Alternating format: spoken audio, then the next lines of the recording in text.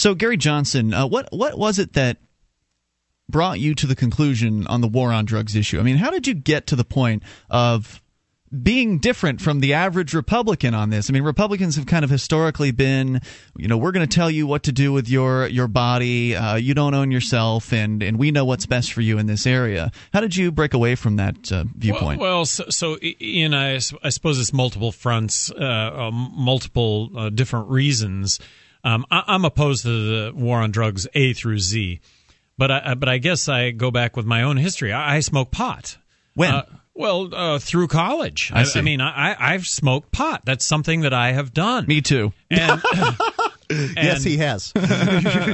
And as a result of that, I can tell you there's a big difference. And for a lot of those listening, I know this is maybe going to end up being redundant, but I understand that there's a big difference between marijuana and alcohol. And the big difference is that marijuana is a lot safer than alcohol.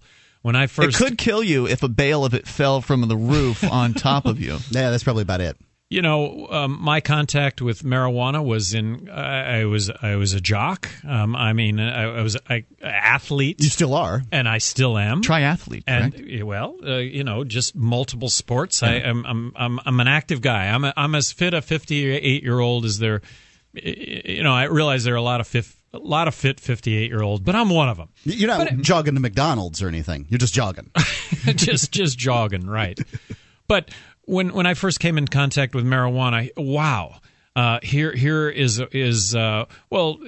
viewed it like so many did. I think that this was enlightenment. This was this was a way of being able to say and do things that you wouldn't ordinarily be able to say and do, and it really didn't have the repercussions of alcohol. It didn't have a hangover. I mean, it was terrific. Now, I came to the conclusion in my own life that when you smoke it all the time, and by all the time I was actually asked to quantify that, and I think quantifying it was a couple times a week. That's what I smoked marijuana, but I came to recognize that that it isn't something that you should do all the time. That it's a handicap. Now, this is my own life. This is the judgment that I came to, and I also came to that judgment when it came to alcohol. So I don't drink, I don't smoke pot, but I've done it, and so that is a background. So I get and this was not anything I hid running for governor of New Mexico. But so you didn't. That's good to know, because I wasn't aware of that. I didn't know if you had gotten elected and then came out of the closet later on. No. This was something that I volunteered. This was something that I had done in my life. This was right. Good for you for not backing away from that. Well, I always kind of I'll use the word detest, but I didn't like the fact that Clinton said, "Look, I he didn't inhale. I didn't inhale." Well, oh gosh, that's I inhaled. I inhaled. Now, I didn't exhale. Did anyone believe that? You had some kind of accident or something, and then the marijuana helped you with the pain? Well, this is recently, but if I can just go back to Ian's, that's all right. But going back to Ian's for a second, I came at this from the standpoint that, first of all, as governor of New Mexico, everything was going to be a cost-benefit analysis. What are we spending our money, and what are we getting for the money that we're spending? So I wanted to crack down on drinking and driving. The notion that you would do harm to others, drinking and driving, well, it's a big problem. It's a big problem in every state, and this goes back to 1999. I wanted to crack down on it. Well, the police, they don't have the resources. The courts, they need more resources. Prisons, they're full, and you're going to have to build more prisons. I mean, that's just going to be a reality.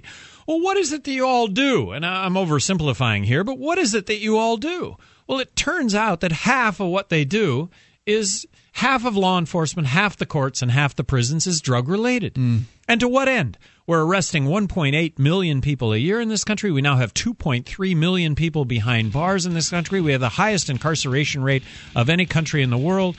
That's where I came at this from. That's how I started. I looked at the issue. I came to the conclusion that 90% of the drug problem is prohibition-related, not use-related.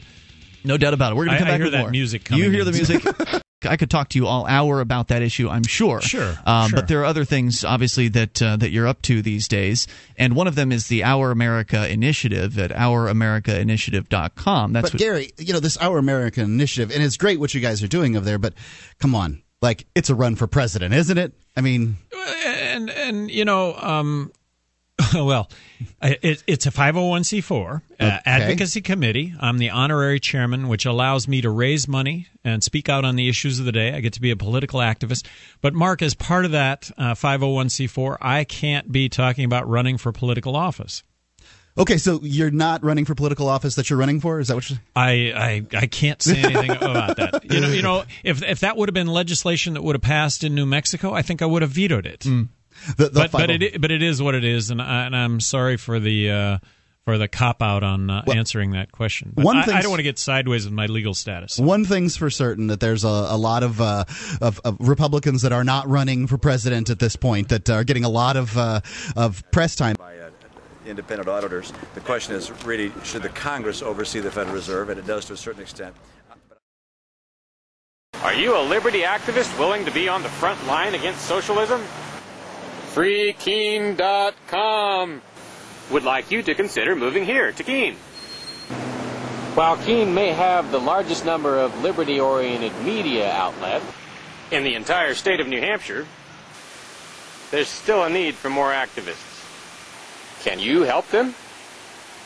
Visit FreeKeene.com to see what's happening. FreeKeene.com hooks you up with all the liberty media in town. Join the Keene Liberty activists and help free the beautiful city of Keene, New Hampshire from the clutches of the government. FreeKeene.com